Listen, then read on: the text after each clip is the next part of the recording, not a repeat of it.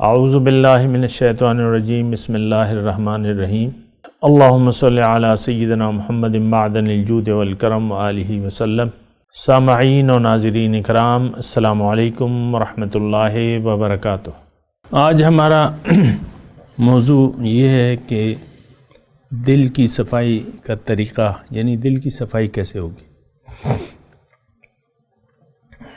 دل کی دیکھیں، ایک تو یہ بات غور کرنے کے قابل ہے کہ دل کسے کہتے ہیں، دل کسے کہتے ہیں۔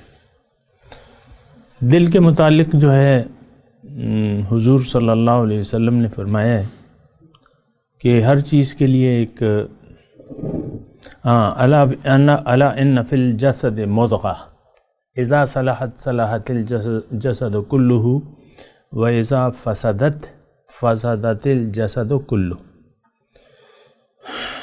حضور فرماتے ہیں کہ جسم میں ایک لوتھڑا ہے، لوتھڑا مضغہ، جب وہ ٹھیک ہوتا ہے سارا جسم ٹھیک ہوتا ہے، جب اس میں فساد ہو جاتا ہے تو سارے جسم میں فساد ہو جاتا ہے۔ اب بات یہ ہے کہ حضور صلی اللہ علیہ وسلم یعنی ظاہری حکیم، یعنی ان کا کام تو یہ نہیں تھا کہ ظاہر کی بیماریوں کے بارے میں ہمیں بتائیں، کہ ڈیوٹی تو یہ نہیں تھی ان کی، وہ تو روحانی حکیم تھے، ہمارے روح کے حکیم تھے۔ یعلمہ الکتاب والحکمہ، رسول کی جو 4 ڈیوٹیاں ہیں تو اس میں یہ بات نہیں ہے کہ ظاہر کی وہ علاج کریں، یا ملیریا کا یا ٹائیفائڈ کا یا جو بھی ہو، یا دل کے ظاہری دل کے امراض، کہ بھئی اس کی دل کی شریانیں بند ہیں یا بائی پاس ہونا ہے، یہ وہ روحانی حکیم ہیں اور روحانی علاج کے لیے آئیں، روح کے لیے آئیں۔ تو بہرحال تو لیکن یہ ایک تمثیل ہے، مثال ہے یہ کہ جسم میں حضور ہمیں سمجھا رہے ہیں کہ دیکھو تمہاری روحانی حالت کی مثال ایسی ہے جیسے کہ تمہارے جسم میں دل بیمار ہو جائے تو سارا جسم تمہارا بیمار ہو جاتا ہے، اور اگر دل ٹھیک ہو تو سارے اعضاء ٹھیک کام کرتے ہیں۔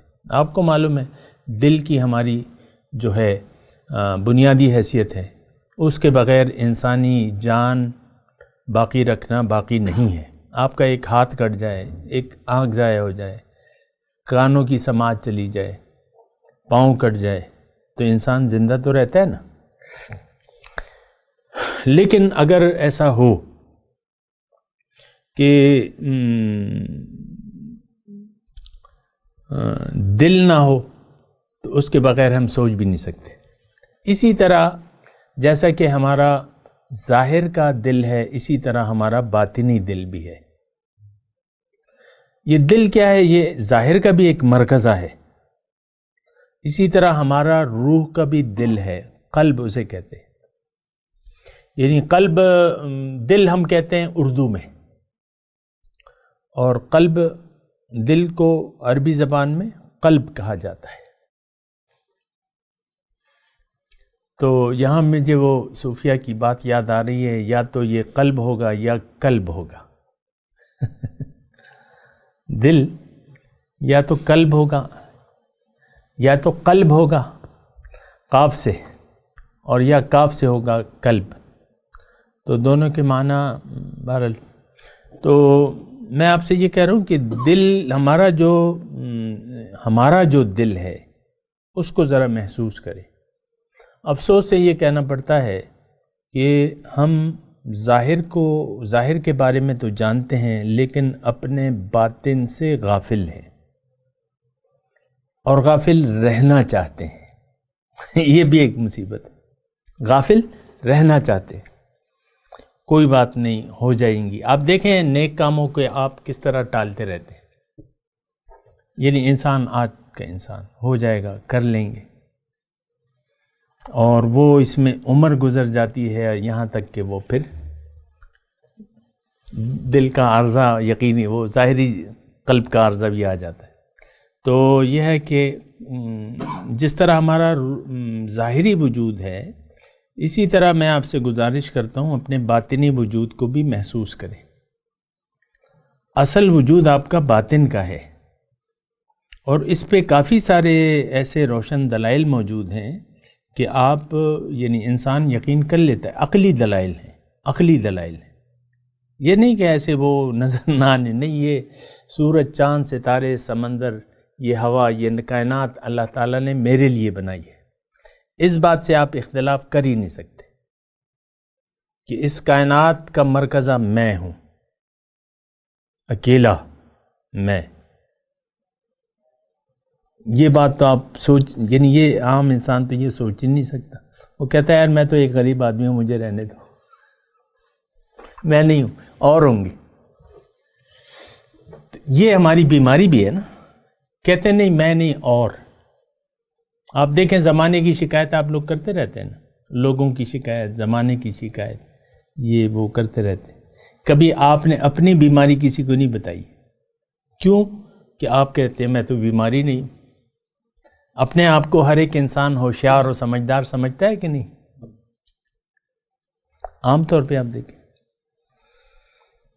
تو یہ مطلب بیماری ہے ہماری۔ اور بیماری میں آپ سے یہ کہہ رہا ہوں کہ بیماری یہ بھی ہے کہ ہم اپنے آپ کو بھول کے زندگی گزار رہے ہیں، یعنی یہ بھی ایک بہت بڑی بیماری ہے۔ مثال کے طور پہ ایک قیمتی سرمایہ ہے، آپ سفر کر رہے ہیں، مثال کے طور پہ آپ سفر کر رہے ہیں، ریل گاڑی میں ہیں، آپ کے پاس 1 کلو، تصور کر لیں 1 کلو سونا ہے، تو کیا کسی لمحے آپ اس سے غافل ہو سکتے ہیں؟ اب میں آپ سے قیمت نہیں پوچھ رہا کہ 1 کلو سونا کتنے کا ہے، لاکھوں میں، کروڑوں میں ہوگا۔ 1 کلو ہے بھائی، صرف 10 تولے بن جائیں گے، اگر 50,000 روپے تولہ ہے تو 5 لاکھ روپے تو یہ ہو گئے، 100 تولے 50 لاکھ ہو گئے، 20 تولے 1 کروڑ ہو گئے، کلو میں 1000 گرام، تو لگا لیں 12۔ میں اس سے کوئی، لیکن میں آپ کو یہ کہہ رہا ہوں کہ ہمیں اپنی اہمیت کا، اپنے وجود کا، اپنی قدر و قیمت کا احساس ہی نہیں ہے، اسی لیے تو ہم باطن کو ضائع کر کے اور باطن کو بھول کے زندگی گزار رہے ہیں۔ آپ دیکھیں ہماری سوچیں جو ہیں، عام انسان کی سوچیں، میں تو مطلب عام بات کر رہا ہوں نا، ہماری تمام سوچیں جو ہیں وہ ظاہر تک محدود ہیں۔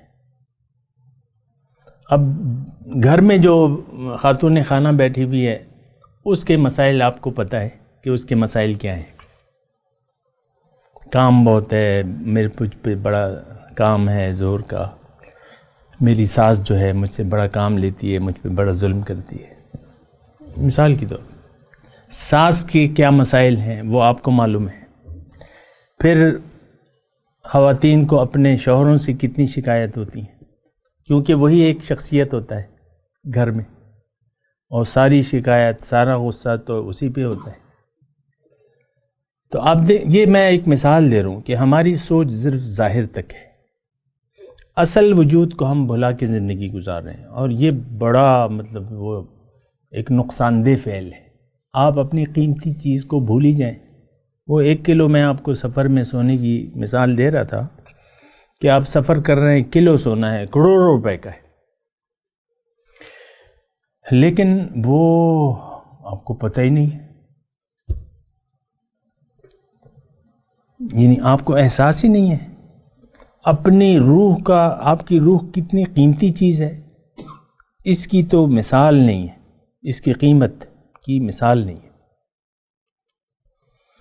اور یہ اتنی قیمتی ہے کہ یہ مسجود ملائکہ ہے، فرشتے۔ ہمارے خیال میں فرشتوں کا مقام اوپر ہے نا، لیکن ایسا تو نہیں ہے۔ فرشتوں نے سجدہ کیا ہے مجھے، کسے؟ مجھے، یعنی یہ آپ کی قیمت ہے۔ یہ آپ کی قدر ہے.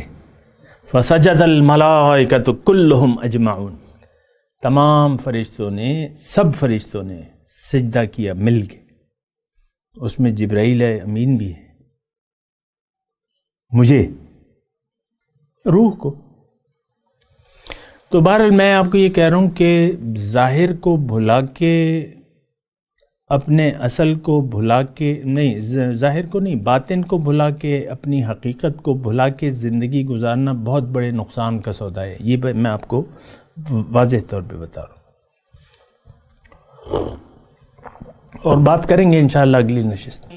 مولایا صلی وسلم دائما ابدا على حبيبك خير الخلق كلهم